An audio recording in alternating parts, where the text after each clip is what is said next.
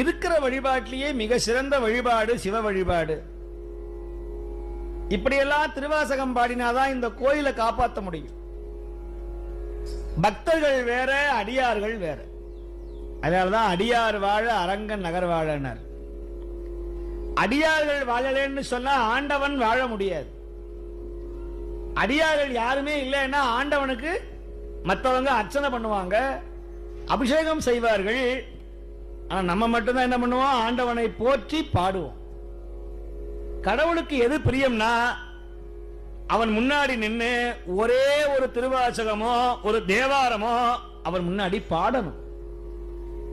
ஐயா எங்களுக்கு அதெல்லாம் நேரம் இல்லை தெரியாதுன்னா இந்த முற்றோதெல்லாம் இப்படி இந்த புத்தகத்தில் எழுதியிருக்கிறத வீட்டில் உட்காந்து படிக்கணும்.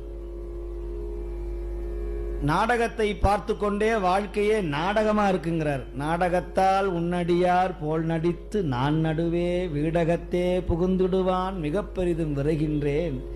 ஆடகச்சீர் மணிக்குன்றே இடையறாது அன்பு. அதனை இடைய